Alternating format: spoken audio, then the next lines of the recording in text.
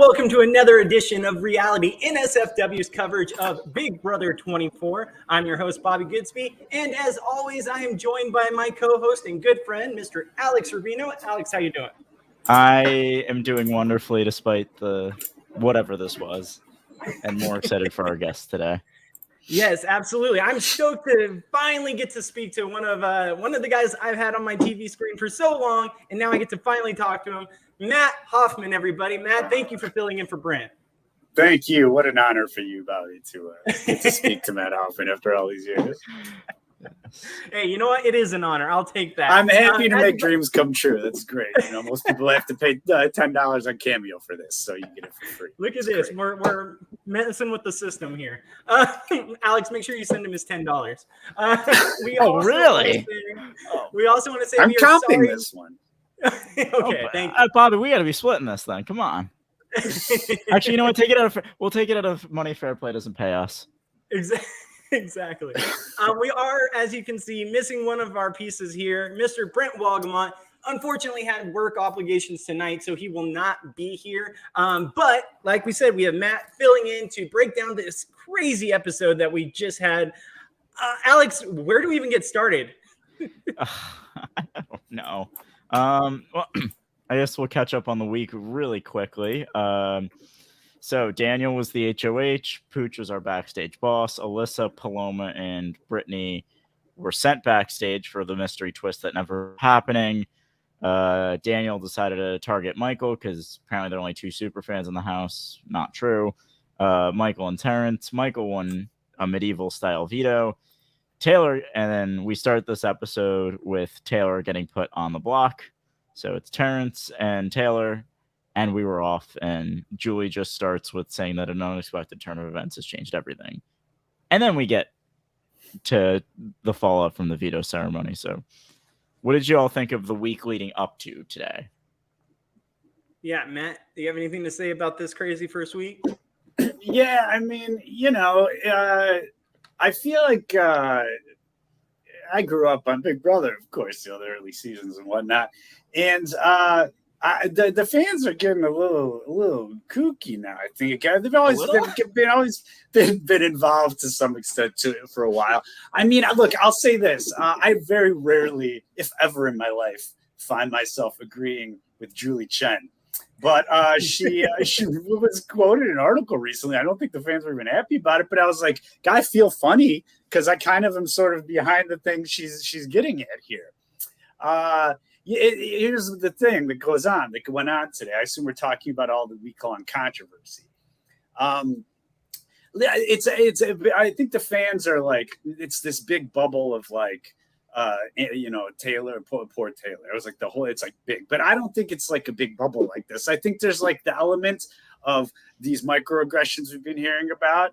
And then there's the bullying we've been hearing about. And then there's this notion that she shouldn't have ever been nominated. And like the microaggressions, I'm an old white guy. No one wants to hear my opinion. I don't even know of what even to say about it. I don't disagree with any of it, whatever. I totally am on board with most of what I've heard about that for the most part. Okay. But the bullying is absolutely fucking mental. That is being called bullying as someone, again, who I feel, and I should say this, I am a CBS only viewer and a Twitter headliner. So I haven't watched the feeds, but I've heard enough off Twitter of the things that I've heard, and nothing I've heard that's been labeled bullying. It would be like the worst thing I've heard this season would have been like the mildest thing, seasons like 2 through 9 or something, right? And then I've heard people kind of say that, and I've seen the rebuttal be something like, "Oh, it's a different world we live in. Bullying's different now." And well, that's true. Then I go, well, then hypocritical fan base, why are we still revering and loving people like the Janelles and the Brittnys who are beloved because they were mean girls and bitchy and snarky predominantly, and Howie and Evil Dick, yeah, but you know him, what he's in the list of people. Point is, like, it's not like we start canceling these old people. It's like we hate the people who do mild bullying now, but we still very much love the people we grew up on for their bullying predominantly. The fan base is crazy. It's like, pick a side. And mind you, I love Janelle and Brittany, love them personally and show-wise and everything. I just use them as very obvious examples of this problem here that everyone wants to cry bullying, which then also minifies what bullying actually is. So that I think is crazy. And as I rant and ramble as old white men do, my final point of her not being on the block, guys, she played a sloppy week 1 game. All right. She heard some information, she ran and told it, and she got busted. And the person that she did this to, Paloma, her reaction is, that sucks. Get her out. I don't want people doing that to me. And what did we see tonight? Tonight we saw the same thing happened with Brittany. Brittany gets information, runs and tells, gets busted. What's the immediate reaction? I want her out. She shouldn't do this to me. This is not a thing about bullying or microaggression or race. Taylor made a very sloppy week 1 gameplay. The pageant thing didn't help. It's not the worst thing to parade in her dress. She was having fun. I get that in reality. But in the context of this house, you don't want to do anything to stand out. And so maybe socially, she should have been aware enough to go, maybe I shouldn't parade around the house when only 4 people were in the room kind of in on the joke. And then I just took this around the house. Maybe that wasn't the greatest social move week 1. So should she be on the block? Yes, she's a very deserving nominee. Strategically, were there better decisions that Daniel could have made? Absolutely. But it's not like the fans make it seem like it's crazy that she's being nominated. And it's just like insane. It's totally insane that she's nominated. It makes sense. And that's it. That's what I have on last week. I probably said too much, and I'm probably getting canceled right now as we speak. Hey, no, I appreciate it because I do agree with you in the fact that she played a sloppy week. And you guys on Twitter and all the fandom that are, pro Taylor, I have nothing against that. I like Taylor. I think that a lot of the microaggressions used against her in the house that went on a lot behind her back were really uncalled for, and you can see why this diversity initiative was important. Now, having said that, I do agree with you that these type of games where you go and you start spreading what people say to you or what you hear and it catches up to you, that's not because people are talking shit about you. That's because you actually did something and got caught doing it. So in that factor, I do agree with you, Matt. And I think that that's a very good point that people are kind of ignoring. Having said that, I will say the whole dressing up pageant show thing, that was egged on by these other girls telling her to do it. People were in her ear being like, oh, put on your dresses. We want to see that. And then to go and talk shit inside the diary room or talk shit to all the people outside of that, in front of her, you can see where people have a problem with that when you're telling someone to do something and then talking shit when she does it. Honestly, I don't like that factor, and I think that's where the microaggressions come into play. But I do agree with you that she didn't play the most, the best gameplay week 1.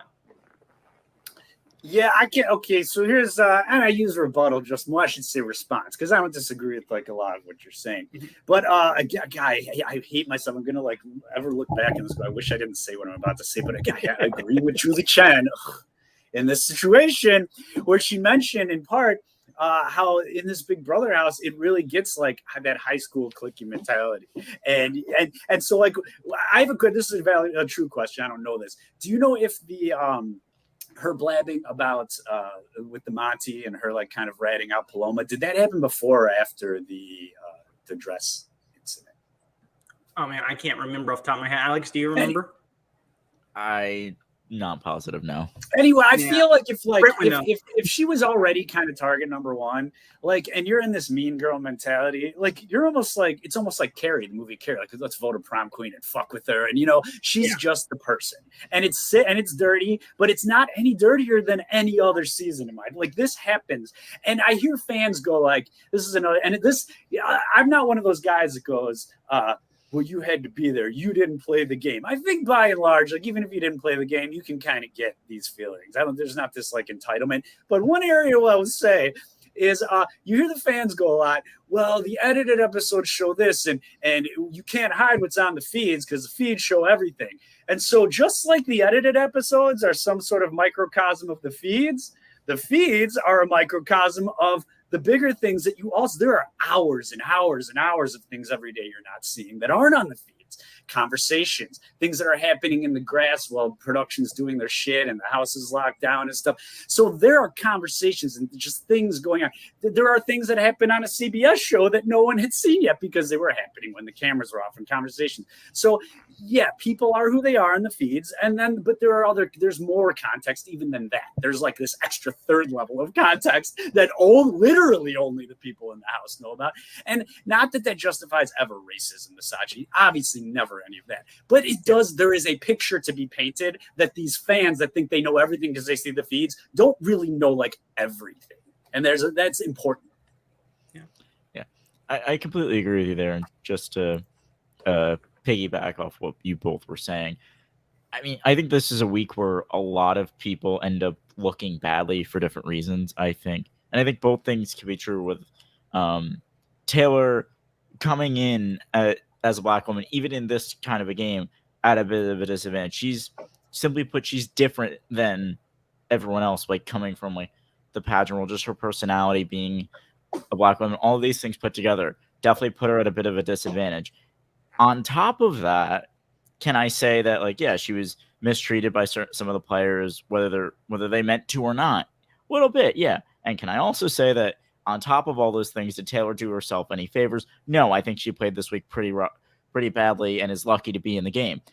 However, I really, really hope she takes this week and takes this break that she gets and really tries to turn things around. Whether she succeeds or not is one thing, but at least I want to see her try, realize her mistakes. And I think she is. And I really think she can be a really good player. We'll find out.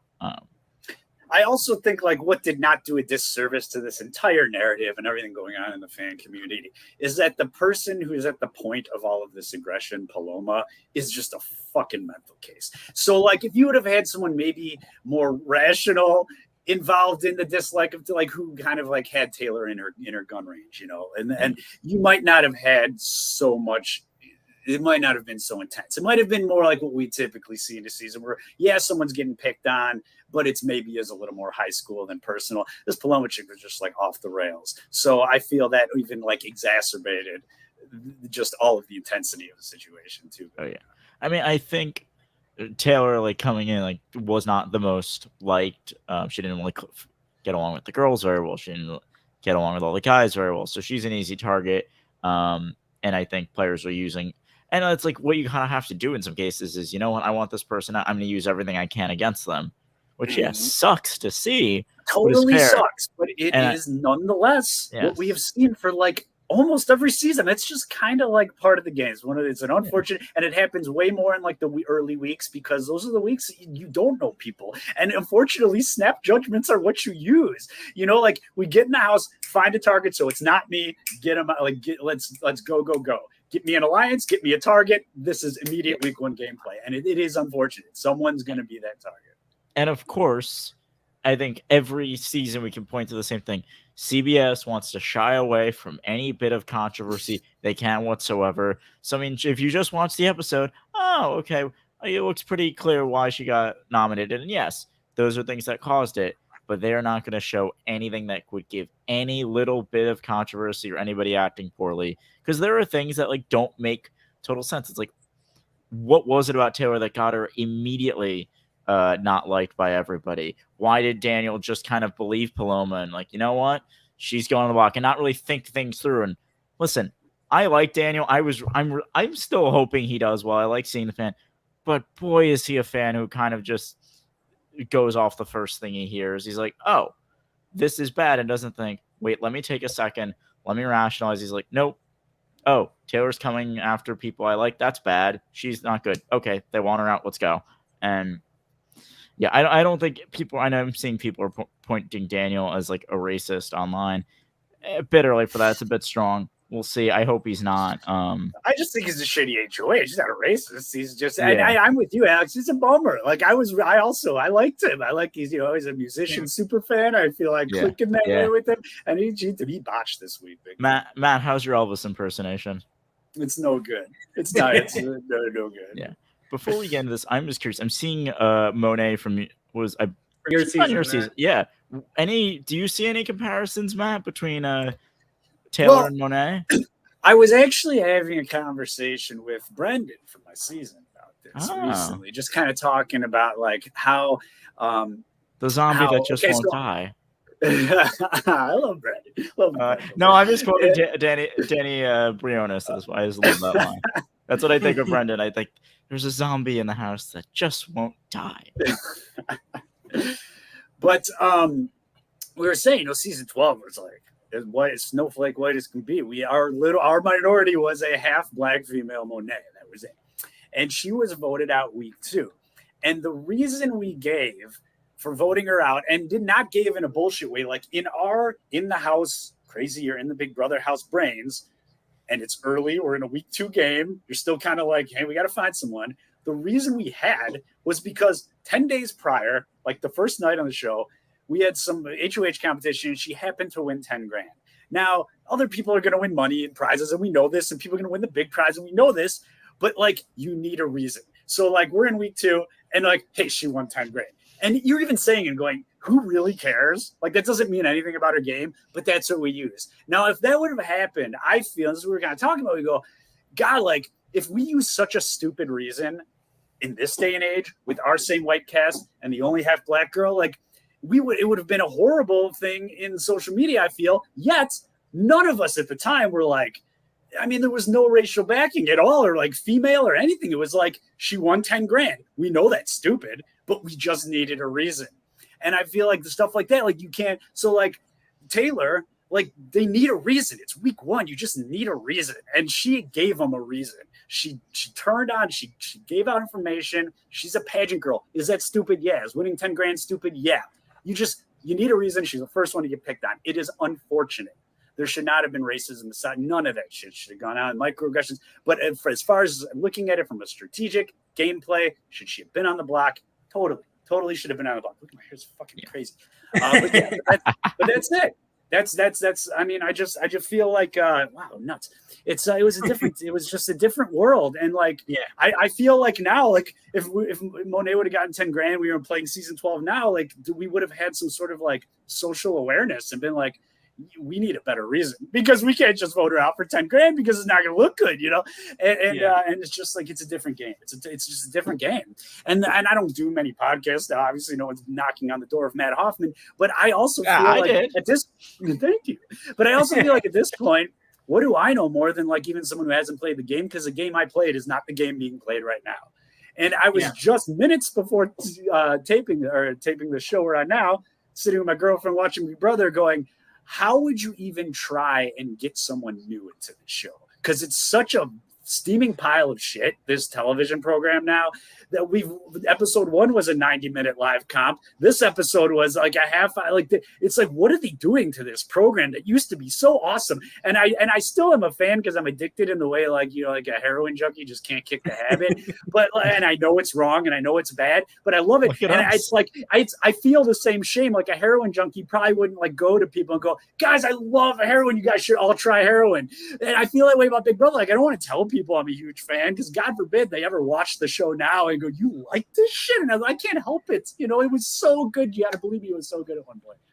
Yeah. Like, and I feel like nowadays you have the Twitter factor when it comes into Big Brother. I'd say post maybe Big Brother 16, you really have this factor of Twitter constantly seeing what's going on in the house, talking about, you know, people saying even the slightest thing that could be resembling of bullying or racism. And that all comes into a firing pit hole, which is Twitter, and gets elevated to 1 million. So I will say this. I do think that today's game is a lot different than what we grew up in and what you played on, where it's got the Twitter factor now forever tied to it, because that's just where we are in our society. Now, is that a clearance for what people say and do in this app?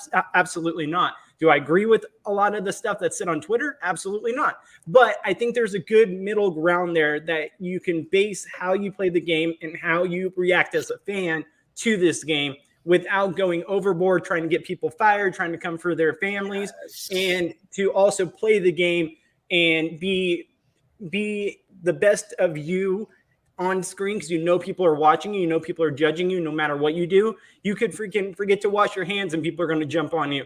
But just be the best version of yourself playing the game. And I know that's hard to do. It's easy for me to say since I've never played it, but that's where you have to find the middle ground for this kind of game in today's era. Can I just say, one of the best moves I've made this season so far is I deleted the Twitter app off my phone. I literally went into a browser on my phone while at work today, and I'm like, I'm going to DM Matt Hoffman and see if he wants to come on. But other than that, like, I've not been on Twitter, oddly enough. In the 5 seconds I was there, I kind of got spoiled on Paloma. But it's Twitter, people, you're probably better off without it.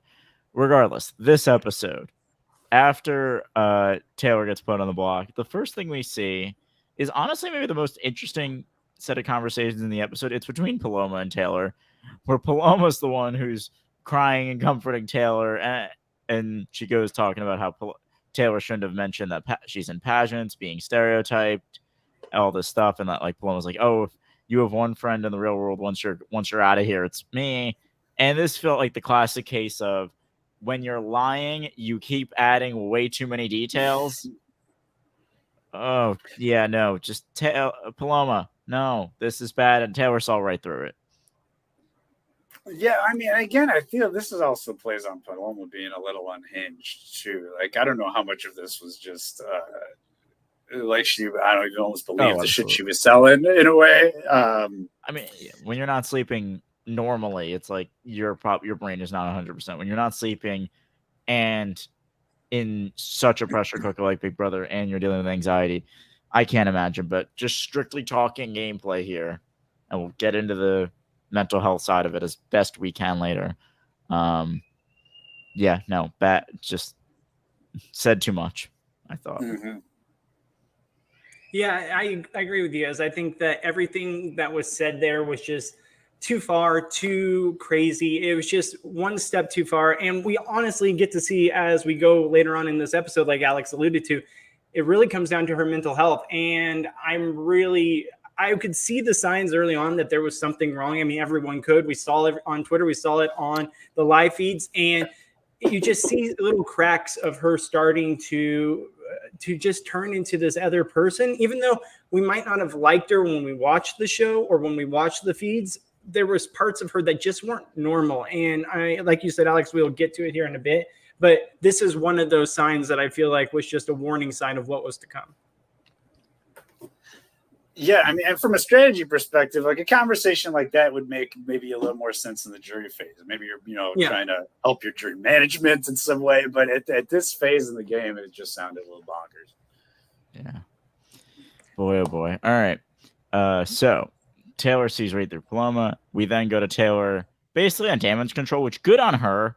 I think we got the perception at the beginning, oh, Taylor doesn't like care that much, all that stuff. She showed after this, she's like, oh, this is a wake-up call, and I hope it continues. She goes to Amira and Brittany. Brittany simply asked Taylor if she told Monty that Paloma was coming after the guys, realizes that Amira was told a bit of a BS story, and then Taylor is like, oh, crap, a miscommunication is what, in part, got her on the block, and how she just was not on top of the conversation surrounding her for the week prior. Yeah, she's starting to see where these factors of her telling one bit of news to Monty, how that got back to the girls. And really, it was probably something that wasn't like a huge factor to her. She was just warning a friend of something she might have overheard. She didn't realize that this is what caused her to go on the block. This was the sloppy gameplay that Matt alluded to that really got her in the position she's in, even though I think that a lot of it was prior to that. I think these girls just had an agenda to get her on the block no matter what they did. But this was a little nugget that they needed, the little piece that they needed to put that into place. And this is her starting to figure it out, being like, wait, Monty, this is why, this is what's going on. And as we see in the conversation she had with Paloma, you could tell Paloma just knew what was in front of her, knew that this was going to come, and just wanted to avoid it at all costs. Yeah, this was a great Taylor kind of start to a redemption arc episode. As a fan of the game and the strategy, and not giving too much about the personal bullshit going on, I had no reason to like or dislike Taylor up until this episode. I don't think that because someone's being picked on and treated shitty, that makes them a great player. And you should love them. It doesn't make them, I guess it's sympathy, but I wouldn't root for someone just because they're getting picked on. This is an episode that made me go, okay, I root for Taylor a little bit because she recognizes what's going on. She had a cognizance and awareness of this. She went and she goes, okay, I need to be more social. She hit each person individually, talked them up. I'm sorry if it was you that I offended. What did I do? She made those connections. Then I go, okay, I have a reason now to like Taylor, not just because she's being picked on. She's doing something. She's strategizing. She's playing a good game now. Yeah, it almost seems like Taylor was a bit gaslit with this whole thing. And I just it was experiencing that in real life, Totally. that must suck. And when you're in a game and you don't know all that's going on, that must suck. And I think it's Matt, correct? How is it?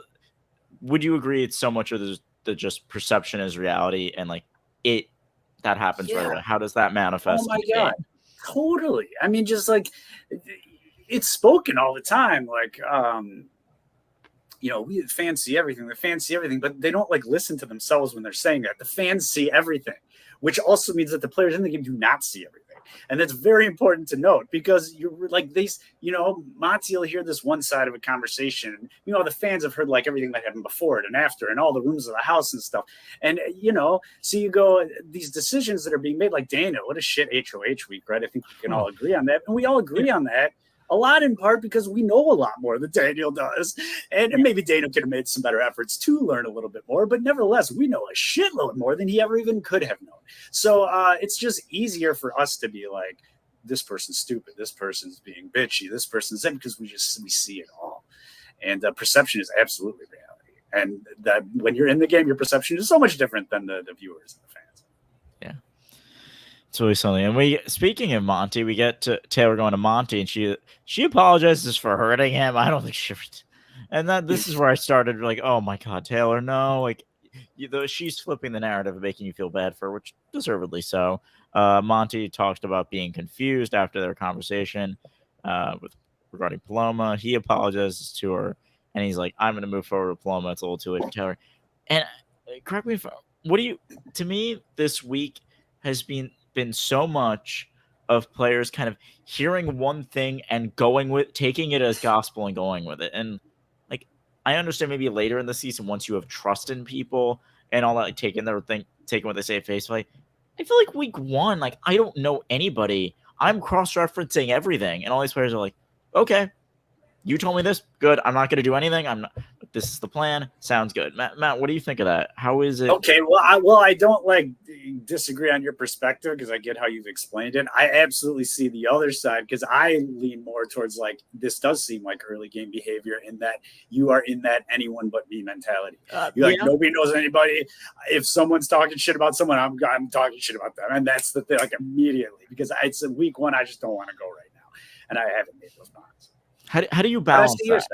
How do you balance the two, where you want to make the right move and get all the information so you set yourself up in a good position long term, but also it's the first week, how fickle everything is, especially in this game where the nomination pool is smaller than normal.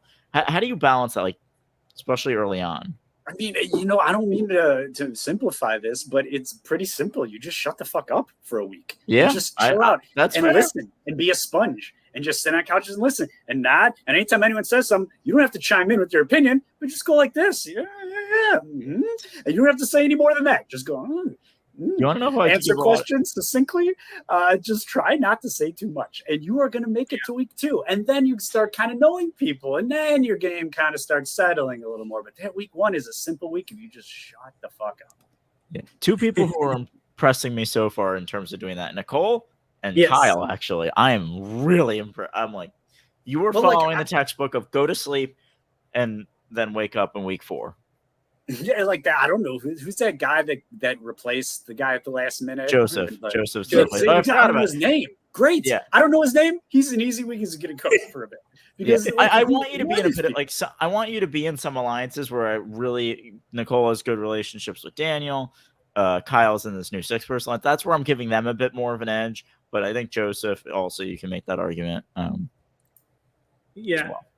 As far as Nicole goes, she really impressed me, especially in the last episode. Obviously, we weren't on to talk about it, but when she was assessing the whole Taylor situation, she basically said, I think this is more so a game of telephone or some kind of miscommunication, but she couldn't really speak up and say anything or do anything in Taylor's defense because it would only backfire and possibly put the target on her. So she kind of had to just let it run its course.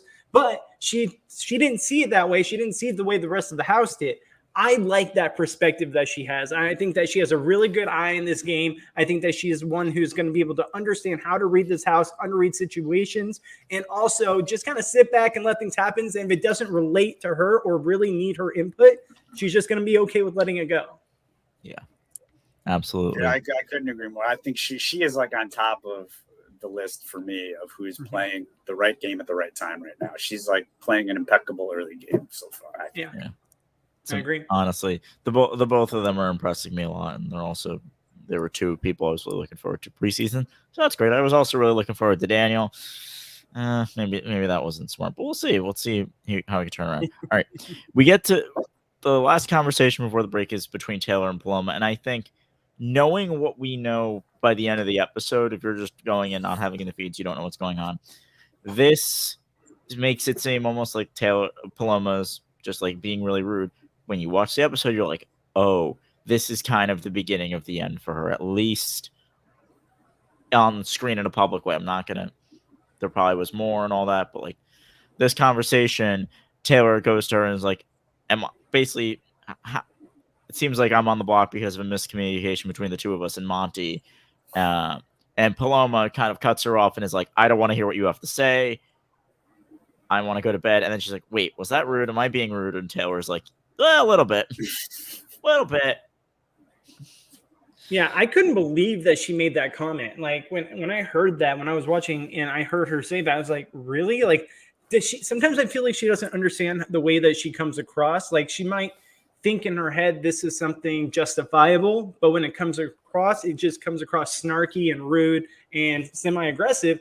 And granted, we now know the situation with her that transpired. So there might have been that mental fatigue also involved. But like I said, it has to be. It's really such a bad comment and bad look. And people on Twitter were eating it up that you just, it's gonna be a thing. And I do feel bad for her, especially with the mental health. Yeah.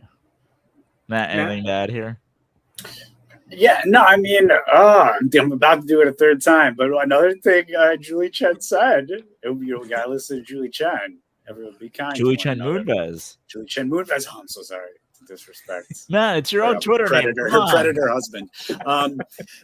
But one other thing she said was, like, just in the interest of not knowing being in the house and the pressure cooker, and I think specifically for Paloma, if there are actual like chemical imbalances going on or something, is like let people see themselves. Let them get out. Let them take a look. Do some self-reflection. Like the whole glass houses concept, like these fans. There has got to be not a single one that if taped 24 hours a day within the course of probably the first 24 hours would do something horribly embarrassing or just stupid or do whatever, anything anyone can pick on someone for. So, just like be a little chill with people because sometimes they're not how they are in the house. I'll say this. I've met a lot of Big Brother alumni, like tons of them. And I grew up, again, since the beginning.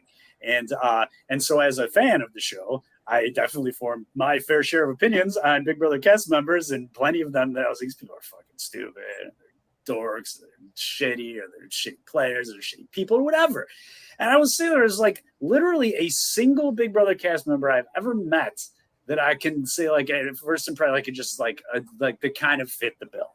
But everyone else, like everyone is, when you get into the real world and you just get out of that house and you just meet like it's normal people meet in a normal just outside environment, it's people are different. They are absolutely different, and by and large, most people are pretty straight and narrow.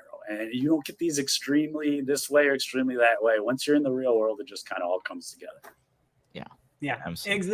This game is a pressure cooker, just like you said. Like this game really brings out the aggressive side of people that are trying to play a game, trying to win, $750,000, trying to provide for their family, while also being under scrutiny 24/7 from outside influences that they can't even see.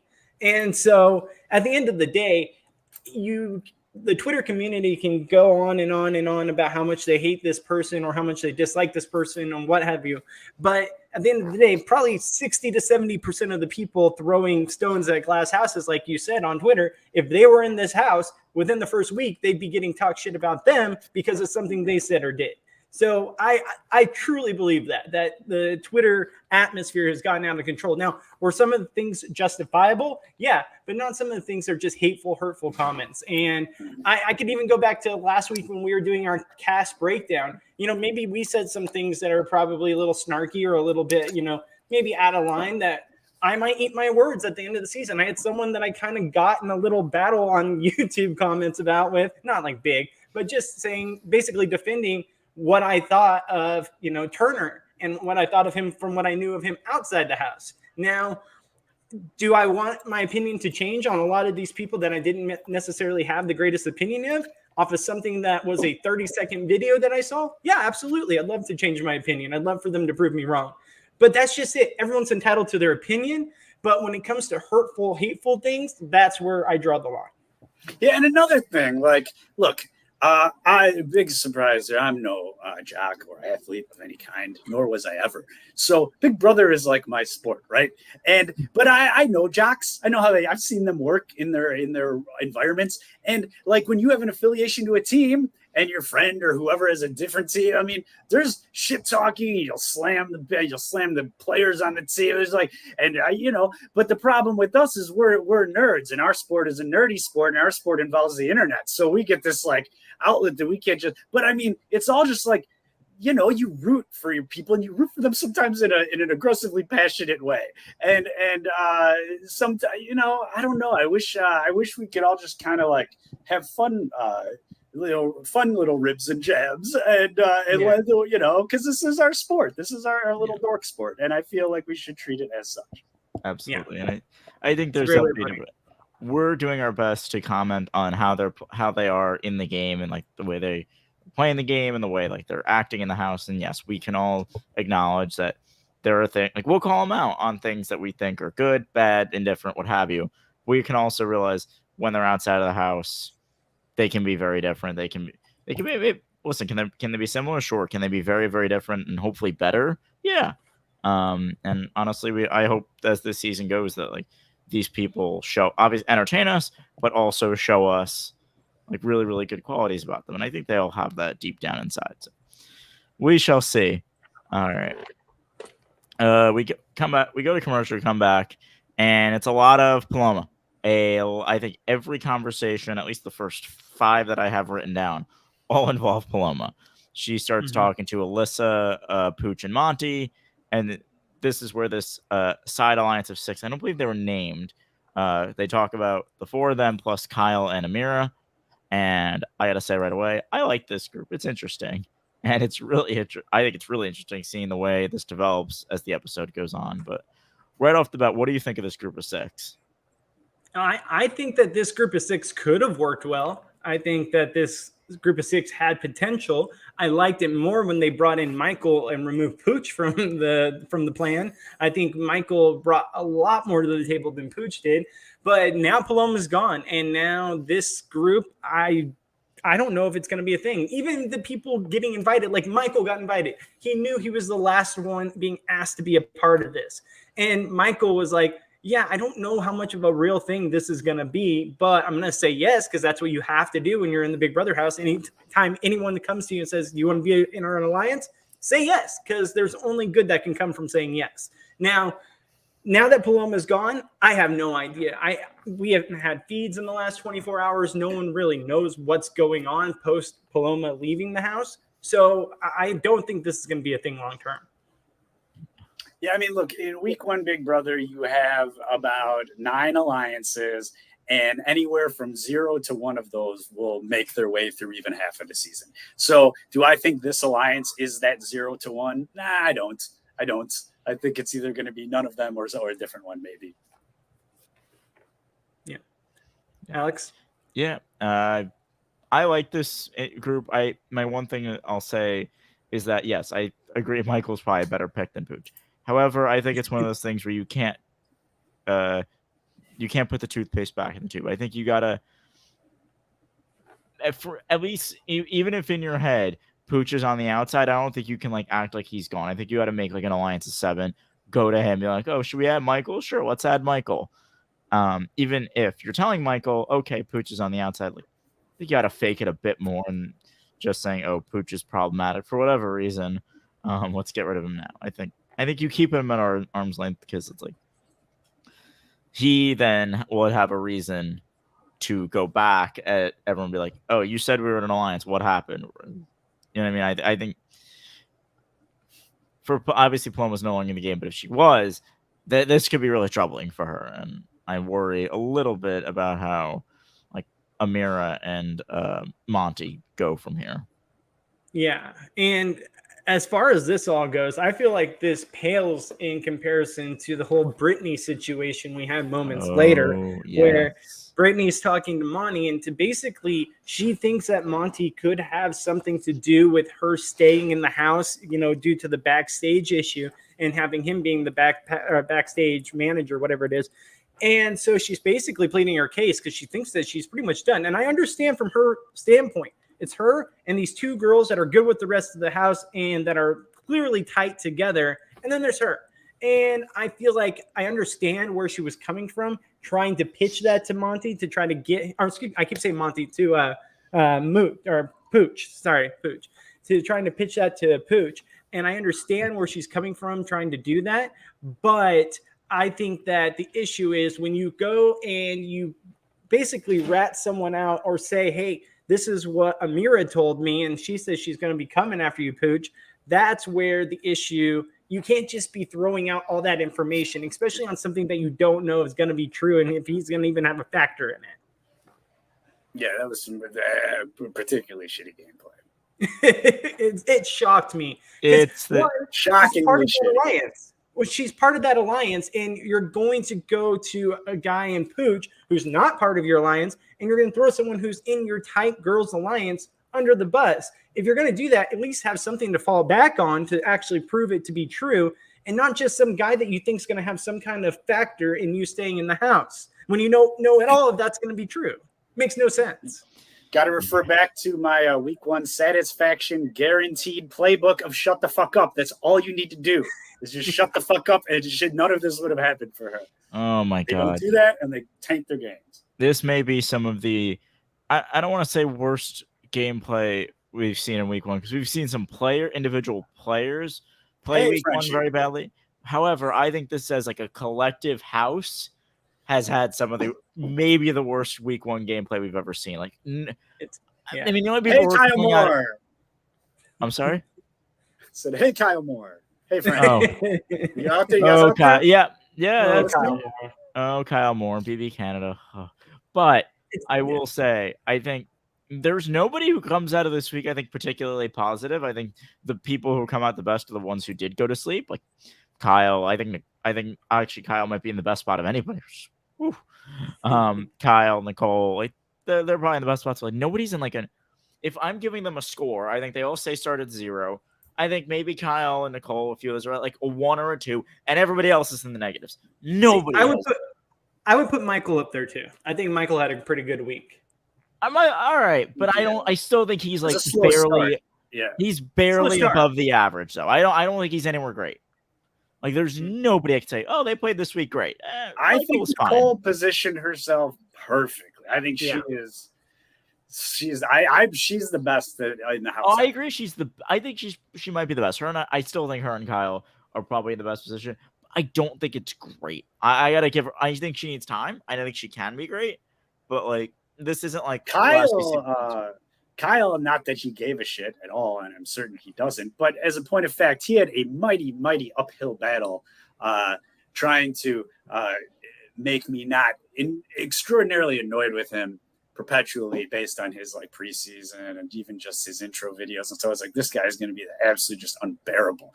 And other than his theatrical performance during the veto hosting, beyond that, he's been, I feel like not the kind of guy that he was coming off as being. He seems like way more chill and not so just like, irritating as you would have expected him to be. Fair enough. I stand by my statement. This has been some pretty overall bad gameplay. We'll see. I hope these people turn it around, or else we are in for the train wreck of train wrecks. Which I hope they don't. Then, Alex, I hope they never turn it around, and I hope that train is going full throttle off the tracks. I mean, because that's the beauty I like. There is a level. I think we gotta. It depends how much of a train wreck do you want to see. I mean, if we want to go super train wreck, we want to go big train wreck, we go like a Survivor Gabon. I think that was the level of fun. And then you want to go further, it's Survivor Nicaragua, and I think that was shit. So I think you need a milligram. But that's just me. We'll see what happens. All right, the last bit we get to in this segment after Kyle's out of the alliance, Pooch is removed, Michael is added. We get Brittany.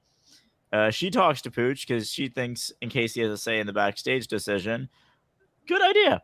She brings him up, but then she's like, "Oh, Amira's throwing your name around." And what does Pooch do? Honestly, the smart thing. He goes right to Amira and like, "Hey, Brittany threw you under the bus. Why don't you two fight and I'll get out of here?" And then Brittany doubles down on her bullshit with Amira. Like, what are you doing? She's so obviously busted. Right to her face. Yeah. She knows it. She goes in the DR and says she knows I'm busted. Yeah. Like, what are you doing? At this point, just like. Yeah. I think. Sorry, go ahead. No, go ahead, Bobby. I was going to say, the only thing I did like about that entire situation for Brittany is, one, I really like that she didn't give a name, because they went in there, Jasmine and Amira went in there like trying to draw something to use against her. They're like, if you win HOH, you have to put two people up. Who are you putting up? Go. Like, give us names. What are you going to do? Because it was clearly going to be used as ammo against her later on to tell those people. That's just plain obvious. And she read right into that. So I will give her credit that from as far as what I saw on the TV, because I didn't see this on the feeds, she didn't give those names. So that's good on her, because if she would have given them even one name, that would have been used against her completely. Yeah. Oh, boy. Alex, what were you going to say? I think we've all said it at this point. Brittany, I think Brittany had the right idea in trying to get along with Pooch in case he has a decision in this matter. Obviously overplayed her hand. She knows she shot herself. Like, good self-awareness.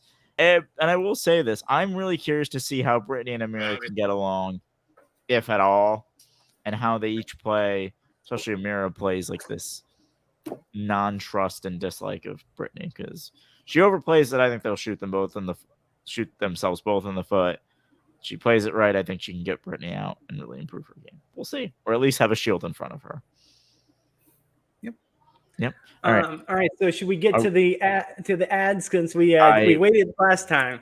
I think this is a good point.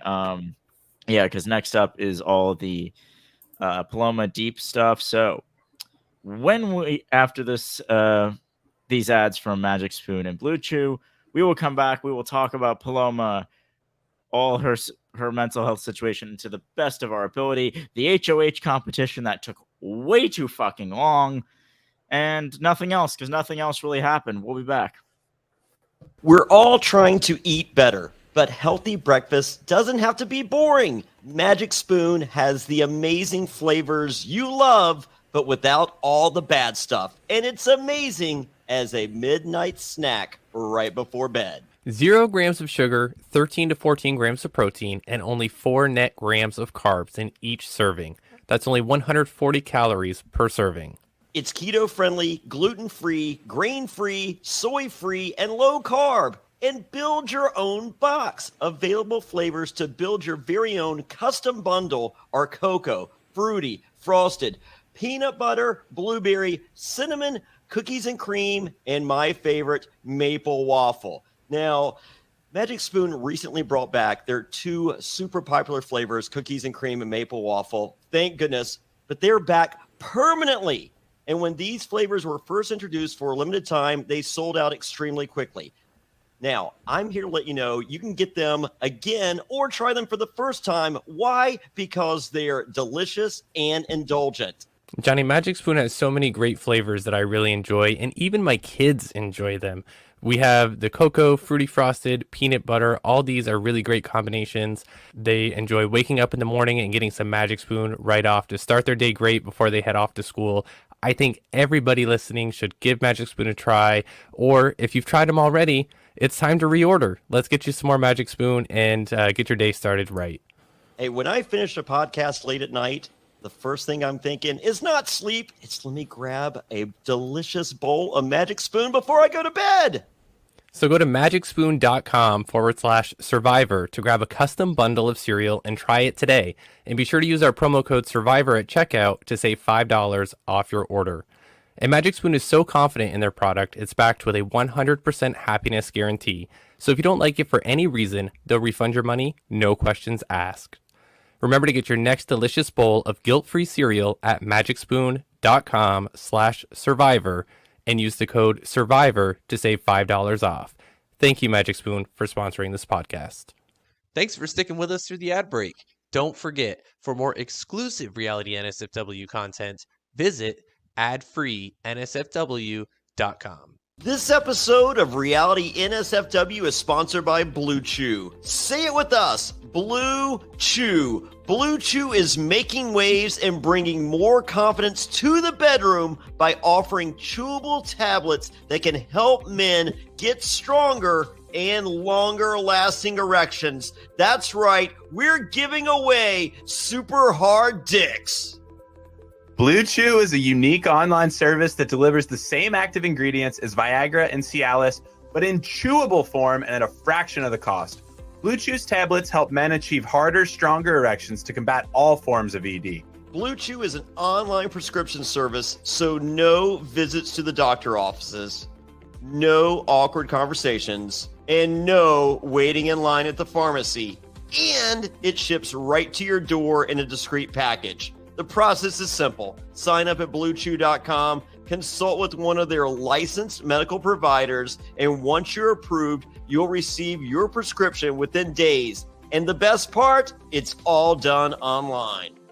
Blue Chew's licensed medical providers work with you to find the right ingredient and strength for your prescription. Don't like swallowing pills? No problem here. Blue Chew's sildenafil and tadalafil tablets are chewable. Blue Chew's tablets are made in the USA and they prepare and ship direct, so it's cheaper than a pharmacy. Hey, if you're looking to give that immunity idol to someone, or you don't want to be voted out of a crater, don't worry, Blue Chew's got you covered. So if you could benefit from extra confidence when it's time to perform, visit bluechew.com for more details and important safety information. And we've got a special deal for our listeners. Try Blue Chew free when you use promo code SURVIVOR at checkout. Just pay $5 shipping. That's Blue Chew, BLUECHEW.com, promo code SURVIVOR to receive your first month free. And we thank Blue Chew for sponsoring the podcast.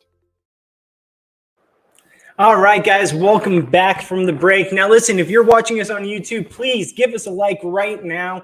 We need to prove to Fair Play that we are worth the price of admission. So give us a like. If you can, send this to all your friends, share it, follow us on our Twitter handles. You can see Matt at MHMoonves, which is possibly the greatest name on Twitter right now.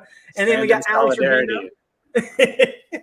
And you can find me at Goodsby Bobby. But please, guys, smash that like button, hit subscribe, hit the follow. We would appreciate it tremendously. It helps us keep us here, helps Brent to stay here too. And yeah, any comments or questions, please leave them to us on our Twitter. So yeah, Alex, we're coming back from break. We want to get into this very important topic.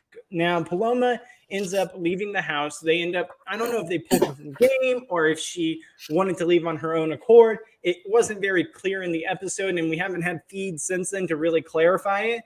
But mental health is a serious concern, and I can understand how people who might be struggling with mental health issues that can only exacerbate inside the house. Like in this house, it is just a total mindfuck. You're trying to play this game while dealing with all these other situations, while people all over the world are watching you and criticizing your every move. Anyone that even struggles, in the slightest with mental health issues, I can't imagine what it's like for them in this game. So, yeah, I just want to get your guys' opinion. Well, I got the baby crying right now, so go ahead, Alex. Okay. I just want to mention one thing really quickly. Obviously, mental health, prioritize that over everything. I'm doing some research as we speak, but Mental Health America has some resources if you need someone to talk to. Obviously, if you're in an emergency, call 911. If you need just someone to talk to, 1-800-273-TALK, that is 1-800-273-8255, is a 24-hour crisis center for any mental health concerns for you or somebody you know. You could also text MHA to 741-741. All this stuff, and I'll get more resources. I'll throw it in the chat and everything. Do not discount mental health. I've done it in my own life where I'm just like, I can handle everything. It's fine. and I can't imagine what it's like in the Big Brother house. Yes, also you can call 988, I believe. I'll confirm that. But thank you, Kim, for sharing that. Yeah, so difficult situation. We're going to do our best. None of us are mental health professionals in the slightest. So do not listen to us for advice. Go to experts. And that's what we're going to try to do here tonight. But as delicate as we can talk about this situation, just relay what happened. We come back from break. Julie mentions that unless you played the game, you don't know how difficult it is. Matt, I'm so glad you're here. You can explain to that at least. Yeah, why don't we start there, Matt? Just how true is that? Do you know if Paloma was a recruit by chance, or a fan, or what her status was? Do we know this? I do not. I believe she was a recruit, but I could be wrong.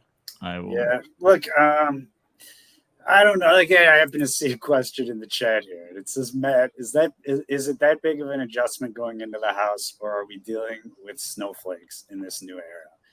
And I swear that wasn't my alt account typing in the chat to ask myself that question, although it might appear that way. I was a fan of the show forever. So I feel like if you're a fan, it is sort of what you expect. If you're talking to you guys, I think you guys, what you would think it is what it is. So and then you would know yourselves to go, can I handle this? Can I not handle this? But the point is, I feel like the fan expectation is accurate. I don't think when an alumni gets out of the house and they speak to fans and say, you can't imagine. Yeah, I'd say you can't imagine. Who can't imagine would be maybe recruits, who all they know is a season they see in Sequester, and they have no experience with the social media aspect. That, I think, is a different ballgame. And I think when casting, and more so production than casting's just doing a good job. They're finding puzzle pieces, I think CBS has a bigger responsibility to take extra care with the recruits, or people who are not maybe huge fans, maybe started watching recent seasons, because I don't know this because I don't fall in that camp. But I can only imagine that if I wasn't mentally ready and knew kind of that I watched Big Brother season after season and saw a lot of these little things happen and know for a fucking fact that I'm going to get shit talked behind my back. Of course, everyone does. I know that because I've been watching the show forever. So you kind of prepare mentally for these things. And you go, can I handle that? I know I can. I will apply and I will get on the show. So there's just this awareness that fans have that I think the non-fans don't. But I would not say that because I was in the house, I know better. I just think because I know the show. That's my answer, I feel like. Fair enough. But I as somebody who is such a big fan and has thought about playing, I've never applied, but I've definitely given it a thought. I definitely think there would be an adjustment period where even though I think this is going to be a lot, getting in there oh, this is something. This is something I'm not used to, obviously never experienced. So even as best as you can prepare for something like this, not knowing what it's going to be like. There is an adjustment when you say, Matt, and I just want to... Let me put it this way. You brought up a great point. You said yourself, your phrasing was something like, I know that getting to the house, I know that there'd be an adjustment. That there'd be an adjustment. And I would compare it to when you're entering high school, right? There's this trepidation and that things are going to be so different in high school than we've been used to, but you know that there's a change. You don't know what it's going to feel like. You don't know how it's going to be, but you know that you're going into this adventure, whatever you want to call it, this new experience in your life that you're going to have to kind of adjust to. And you're going to probably have to do it kind of quickly because it's going to be there every day. And it's very similar. If you're a fan, you might not know the specifics, Alex, of specifically how you will feel, but you would go in there as a fan going, I kind of know that this is this sort of type of experience. And I know that I'm gonna, maybe have these trepidations, and you're aware, as opposed to someone who's a recruit or not a fan might just go, oh, fun, I'm going to be on TV. Oh, fun, I'm going to go play this game. They don't really get that it's going from grade school to high school. They don't get it. It's just this game. And I think that's the difference is, although you don't know the specifics, Alex, you do know that there is a mental preparedness that needs to happen. Absolutely. And very, very well said, Matt. And also and you would also then have an awareness of if you're starting to spiral, you might go, this is not right for me right away. As opposed to someone who's I don't know, maybe this is just how it is. Maybe this is how it is. And then they're just a fucking gone at that point, and they don't really know how to stop it. Absolutely. And I think we also talked about it earlier, where now in today's day and age, we have the Twitter factor that we've already broke down completely. But now even super fans are going into the house being like, okay, I got to watch everything I say and do because people are going to be watching every move I make. These recruits, most of them know that there's feeds, but they have no idea what the enormity of the situation is and what they actually watch. Some of them just think that they watch when you're eating. They think it's feeds. Like literally you're just eating and watching. That's a like problem. It's a real big problem. It's something that needs to be clarified. They need to have almost a mental health training before they go into this house. It's a CBS issue for sure. CBS, it's clearly a CBS issue. And I also think it's even hard for people that are super fans because they have that extra pressure knowing what's in this house and what comes from it. They could be thinking the whole time they're in the house, oh my God, everyone's going to hate me. I'm going to lose my job. People are going to come for me. People are going to, do everything they can to attack my family members. And that we could be absolutely praising what they're doing in the house. You don't know. You just don't know because you have no idea. Yeah, and I think it's very exclusive. This problem is exclusive to Big Brother. Like you take a Survivor, there's editing liberties that could be taken very easily. And producers, unless there's a very egregious act that cannot be avoided in any way, producers aren't just going to throw in and waste their 45 minutes they have on like people being assholes or, you know what I mean? Like stupid, petty shit. Where in Big Brother, like it's all seen and everyone sees it. And so the producers and CBS need to have an awareness that you can't operate this show the way you operate Survivor and Amazing Race and these Bachelor and all these edited shit. Because it's way different for the people that don't get it, that haven't seen it enough. Absolutely. And we even start this by Kyle and asking people how much sleep she's getting. She's talking about getting 2 to 4 hours a night, which common sense tells you that's not healthy. And having that consistently, I believe that probably at like day 5, 6, 7 at that point, that's pretty bad. Already she's talking about how anxiety's keeping her awake, always thinking about the game. And it just spirals out from there. She's talking to Turner about that. And Turner's worried about her. And like Alyssa talks about noticing it, like her energy is different. She's really concerned for her.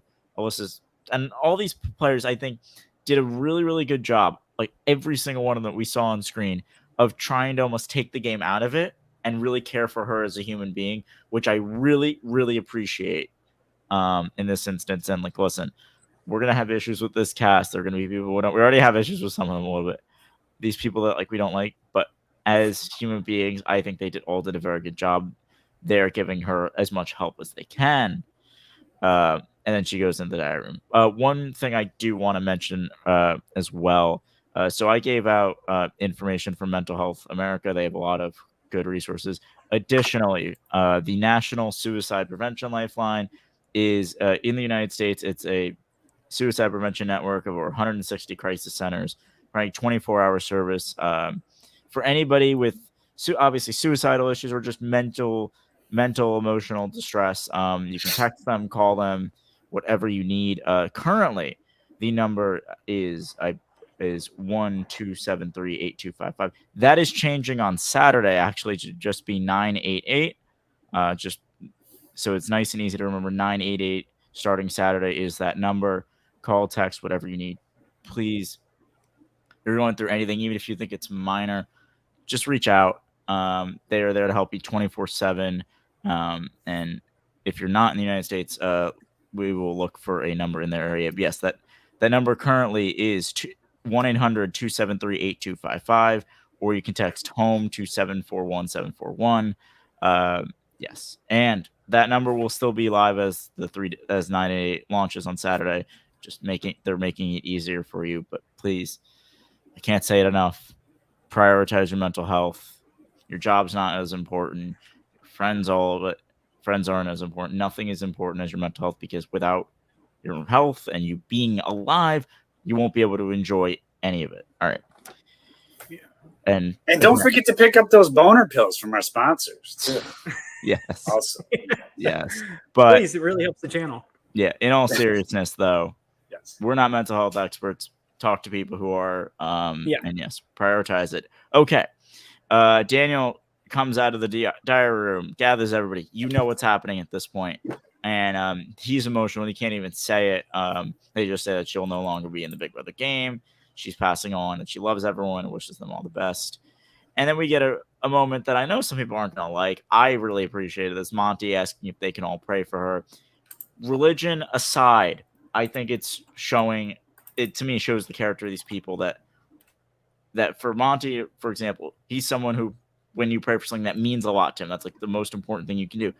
And even for the ones who maybe it didn't mean something, they all knew, like, let's be there for her in this moment. And they all have their quick little prayer, and then they're just worried about her and comforting each other. And I don't know. I don't even know how to put this, but just, yeah, I'll let you guys go on about like how you thought the players all handled this very difficult situation. Everyone has their personal opinions on religion, what have you. And I agree with you. I don't think it necessarily came down to, oh, we have to pray, or this has to be, a religious moment. I think it was just everyone was concerned for their friend, concerned about her health, concerned about, what's going on in her life. They could give two shits about the game at this point. They could give two shits about anything. All they cared about was saying something for their friend, regardless if it was about religion or not. It was people that even didn't believe in religion were just sitting there and at least thinking to themselves, hoping that she's okay. And that's what it really came down to. And I think it was a beautiful moment. I'm glad they showed it because it kind of took a break from all the shittiness that can be Big Brother at times. Yeah. Matt, anything to add on this whole situation, the way the producers, the players, everybody involved handled it? No, it was. I agree. I mean, it definitely put Monty and Julie Chen's good graces to throw in some prayer there. I'm sure I promise you we're going to hear about that sometime in the season. She will make a comment. I'll be very excited to hear it. But truthfully, I agree that it's not about religion. It's just about the camaraderie and, supporting a fellow player. And it shows also kind of good, a little callback to what we were talking about earlier. These people, when you're outside the game, you're outside the game and you're very different. And what we saw in that little scene was a little, maybe 5 minutes of what people might be like outside the game for just a little bit, and a little taste of what we might see postseason. So these people are not all evil and horrible. They're just playing an evil, horrible game, and that's part of the game. And so sometimes you just got to be a little evil and horrible for just a few months of your life. Yeah. And all I can say about this is that I really, really hope that the producers are not just letting Paloma go out into the world without getting any help, any care, any checking on her. I really hope she's getting the help she needs. I hope she's off social media. But I hope that everybody who is on social media is just sending her love. And whenever one day she ever decides to open it, if she does, she'll see this outpouring of love and support that she desperately needs. Whether you thought her gameplay was good or bad, whether you thought she maybe was a bit mean or whatever, like in the game, take that out of it. Just be a decent person to her. And if you don't have something nice to say, don't effing say it. I don't want, you're the trash of the earth. If you do. And with that aside, just hope she's doing well. And yeah. It's no wonder you can't take your Twitter, Alex, because you're making perfect sense, and none of that shit belongs on Twitter. So well said. And Thank you. Don't tweet because no one will listen to it. You're probably end up getting muted. Yeah.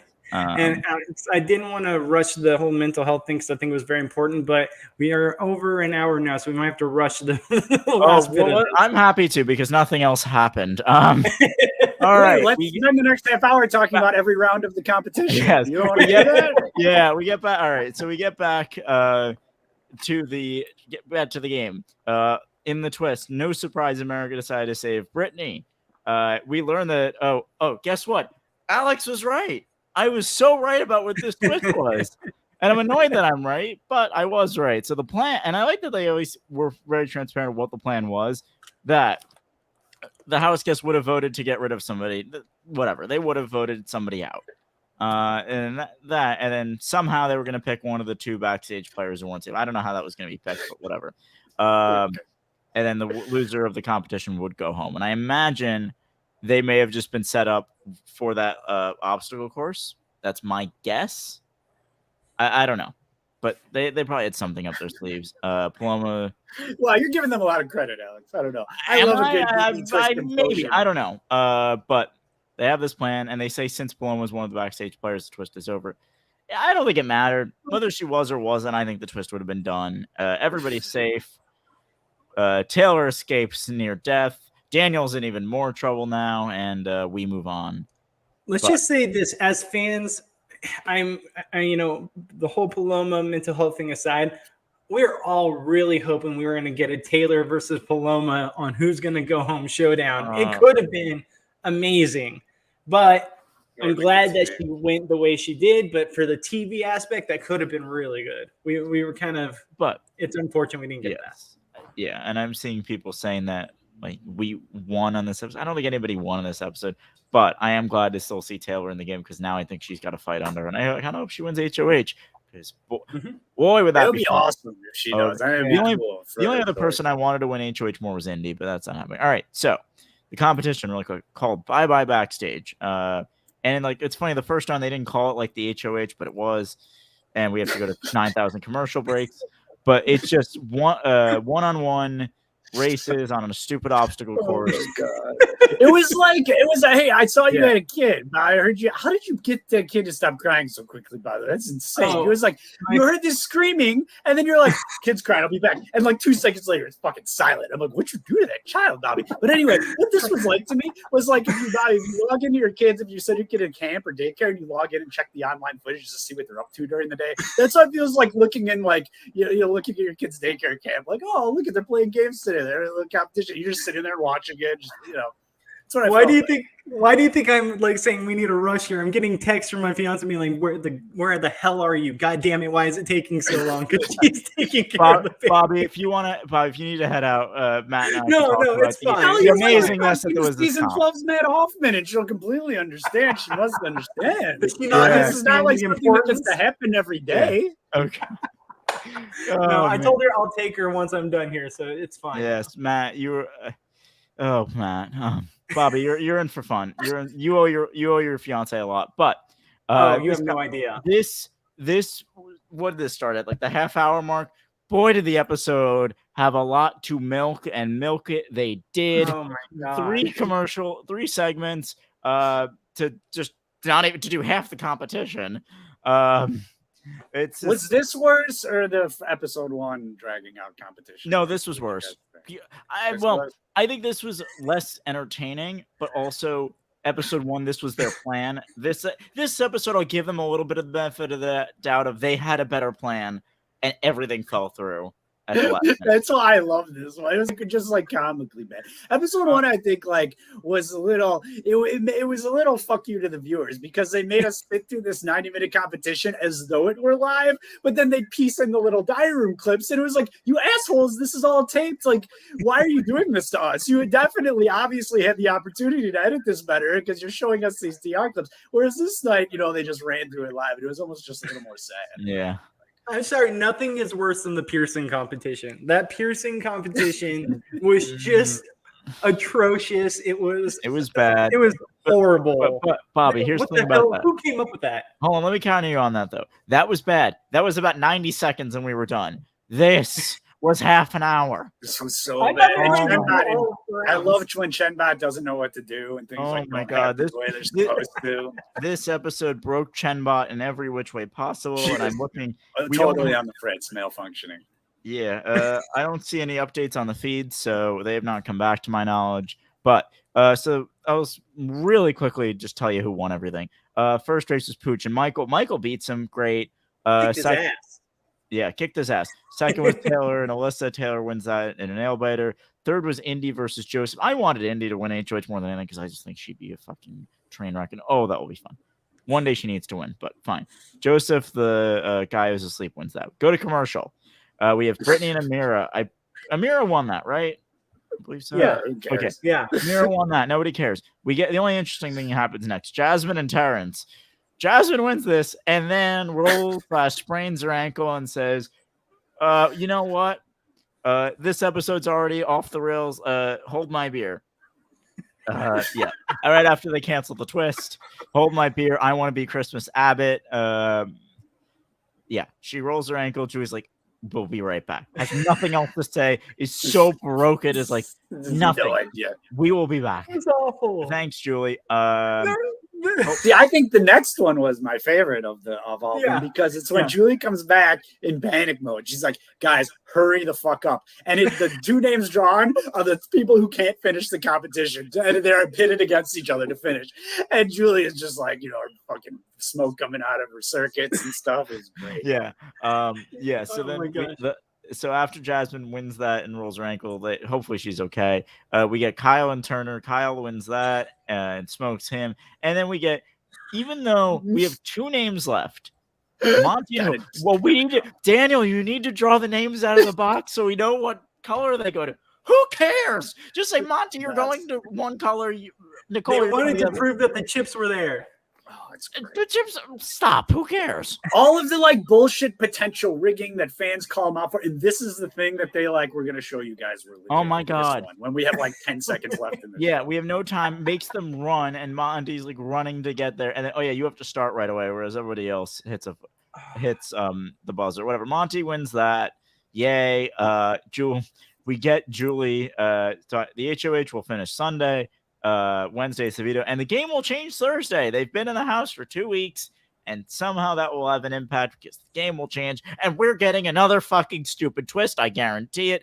Don't even know what this one is, but it's gonna be stupid, and I'm gonna hate it. And we'll be back next Thursday to critique. Oh no, you missed the part in between. We're gonna get a stupid thing, and we'll be back because there was you guys catch this. It was so great. So she's everything's on a screen behind her. It's new twist, and then she'll talk about it. And Wednesday, and then she'll talk about it.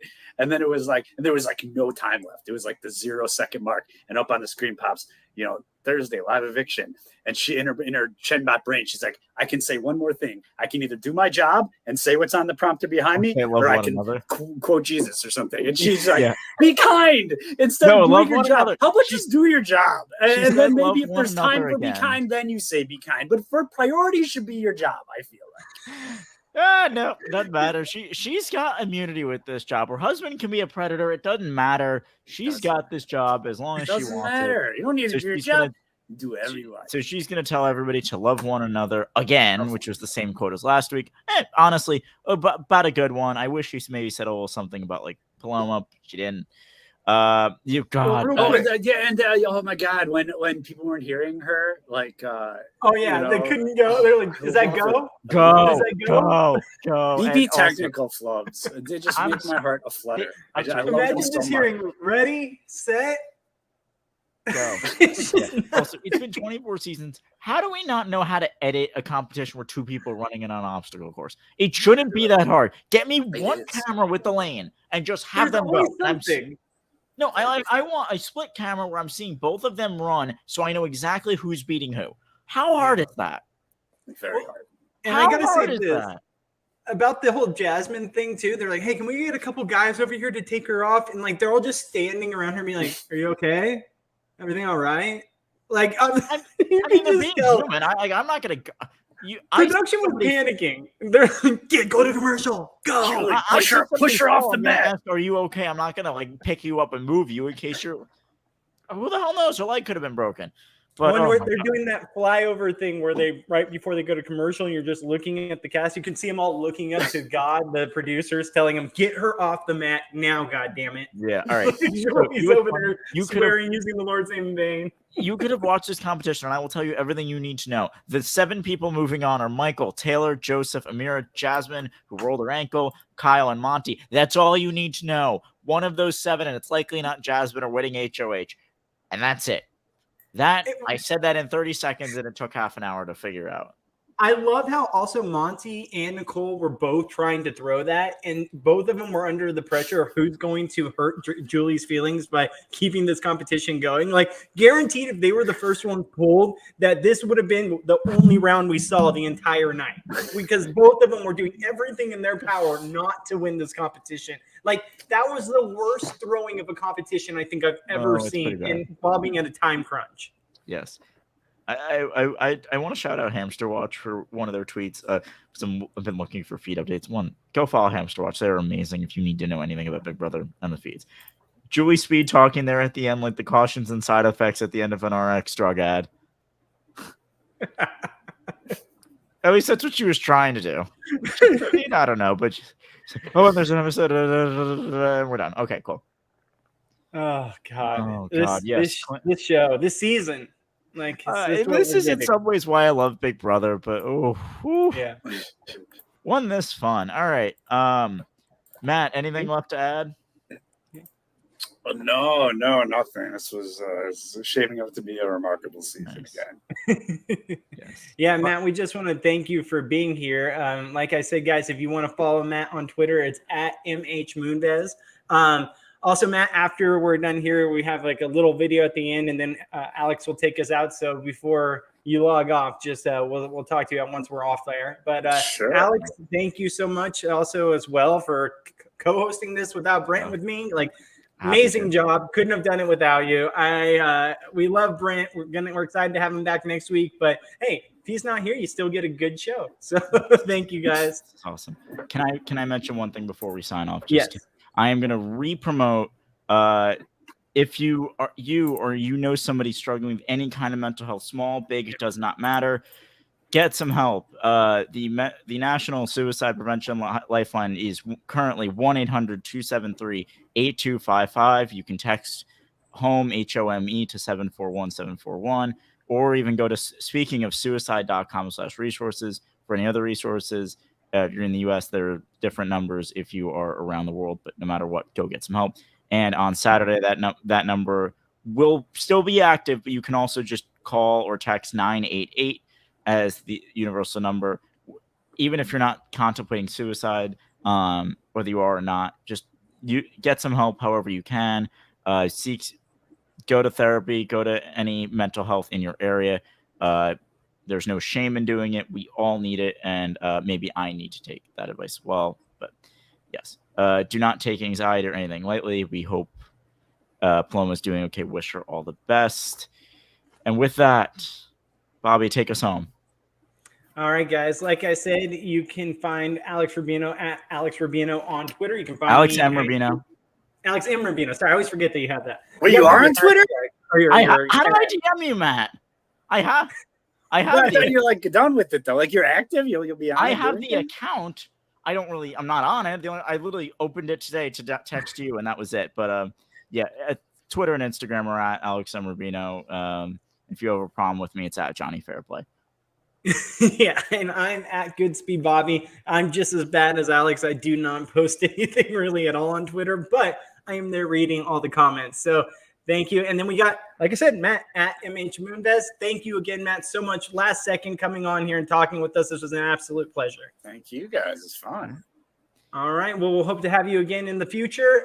We'll see you guys next Thursday, immediately following the live eviction. Hopefully there's an eviction next week. Live eviction episode right here on Reality NSFW. Please leave a like and a follow, and we'll see you guys next week. Bye. And for more Reality NSFW content, visit adfreensfw.com.